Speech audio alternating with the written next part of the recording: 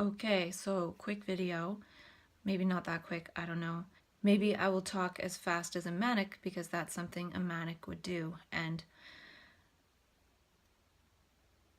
this morning the theme has been state change because I was in one space in my mind, and then with a little bit of coffee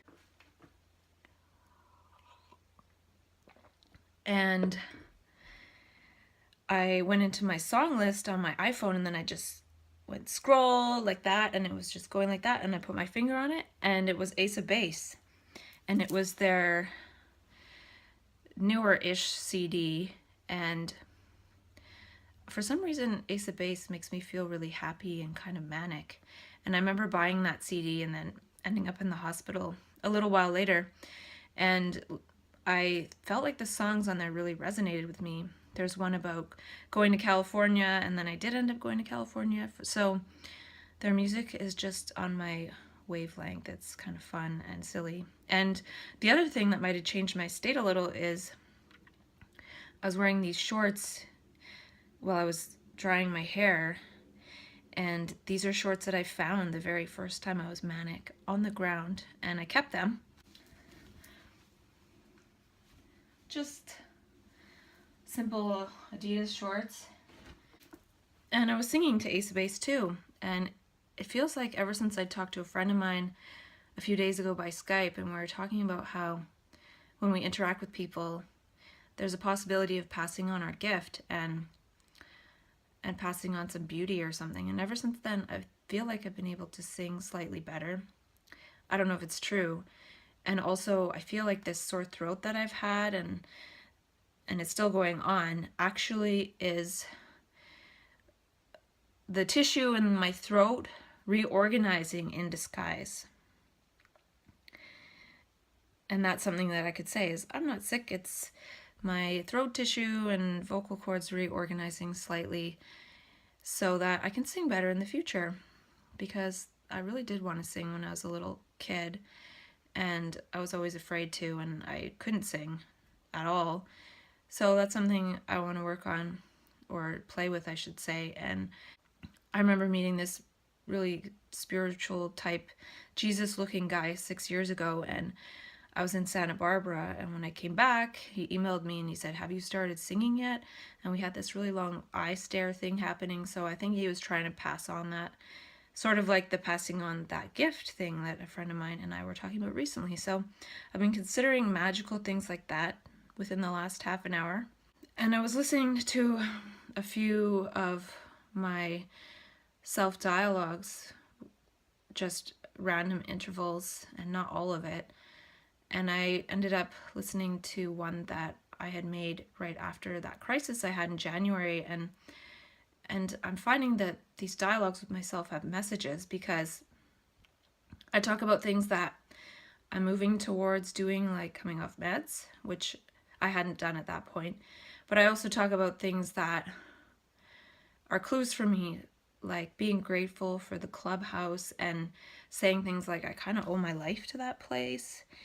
And these are things that I forget about. So since I've created all this dialogue with myself, I can go back, and it seems like anything I listen to is pretty much exactly what I'm considering at that moment, which is strange. I don't know how that works, but it could be that I'm living in my own context and universe, so any gesture I make is going to naturally reach out to exactly that which I need to hear myself say.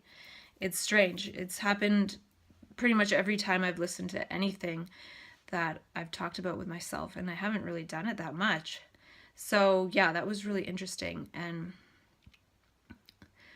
so it's given me some clues about what to focus on. And I might be going back to work in peer support a little bit. I don't know.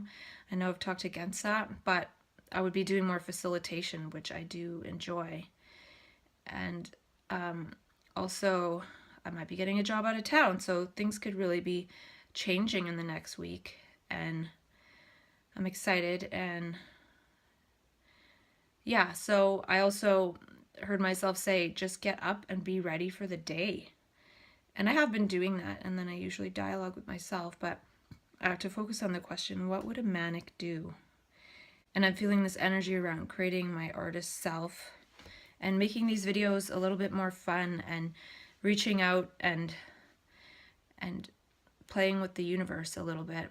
And I was listening to a talk by Krishnamurti, and he was saying, is there a different type of action? A non-accumulative perception and action. And I feel like I just want to explore that. Not just, but perception, action, and not this thought precognition. And he was saying that, and he was saying that that creates a different world. And that sounds really manic to me, because we do go into this perception action state, and it does create a different world for us, at least temporarily. But as more of us do that, a different world will arise and be created and will be brought about. And he says that in some of his videos. His videos take a little bit to get going, but the one that was really cool to me yesterday and today and maybe the day before is called A Learning That Transforms Consciousness by Jiddu Krishnamurti on YouTube. And then I came across another one today, and it's called Enlightened Mystic Jiddu Krishnamurti, Beyond Time. And at about the 12-minute mark, he starts talking about how we either use language or language uses us. And I've never heard him say that before yet. I've said that to myself, and I went into that quite deeply at certain times in my self-dialogue. So I thought that was really cool that he unfolds that in that video. And a quote that resonates with me today is by Ace of Base in the song The Sign. And they say, no one's going to drag you up to get into the light where you belong. And yesterday I ended up listening to a book called The Shortness of Life by Seneca, I think. And I've been looking into this Stoicism thing a tiny bit after listening to Tim Ferriss, and I probably won't explore it deeply because I usually explore things superficially to extrapolate to my own context, but not to deeply research it in order to try to memorize it and make it a pattern for my life. It just contributes to the overall context I've created and adds some value when I can extrapolate my own meaning from it. And in part of it, in chapter 7, they said, it takes effort to learn how to live. And it's talking a lot how people waste time and they don't know how to live. And I feel like I really do need to learn how to live now that I'm not on these meds. And ask that question, what would a manic do, or what would a superhuman do? And they also popped a quote by Steve Jobs on the screen because it was an audio being read.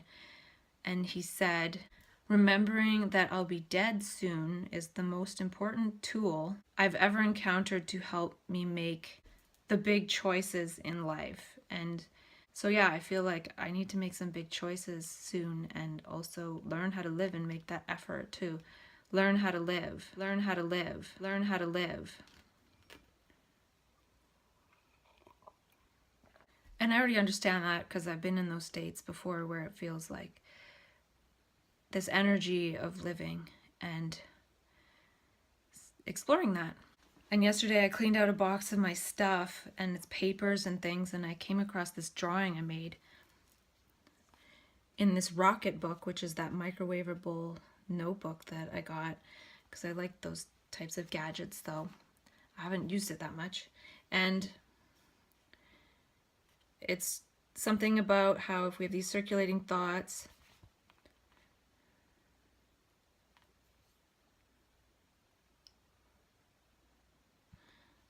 the eye is a slit letting the light in, but with the thoughts going on as our voice in our head, then we're not really seeing the reality as it is. It's the reality waves mixed with all the thoughts.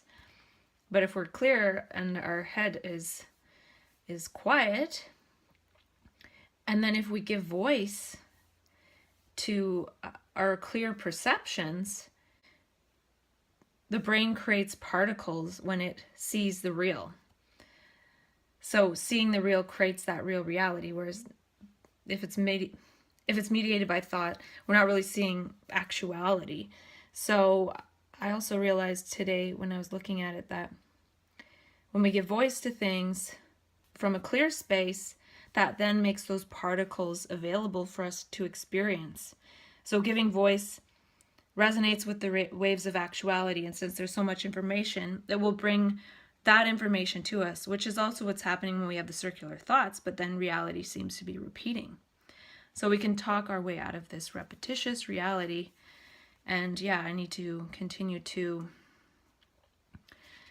talk myself into learning how to live and making that effort, because I have talked myself out of the mental health paradigm, so I need to keep going. And yesterday, randomly, I colored my hummingbird picture that someone sent me to color because I really resonate with hummingbirds. And I kind of want to ask a friend to design a tattoo for me. I don't have any, but one with a hummingbird and a fly, because a hummingbird drinks nectar and it's so beautiful, and I connect with that and the joy, and I resonated with them and declared them my power animal when I was in California. And then the fly, because that's when it all started, when I made that video, the fly whisper with the flies, and made friends with them. And they don't drink nectar like hummingbirds, they kind of eat shit. Yet they're both very important, and one is one of the most beautiful flying organisms, and the other is considered one of the most disgusting. And they both have a place, so yeah, thinking about that. And a quote by Krishnamurti is, being concerned with a way of life that may bring a different world into being. And I feel like those of us who have gone into map consciousness, trance consciousness, and manic consciousness have a sense of what that is. A different way of living that makes it feel like there's a different world coming into being. And we're being in that reality, and our being is that reality, and our being is unfolding that reality moment to moment. And that's why today I've felt that the energy of my being is what is most important. And right now, coffee seems to be something that is really good.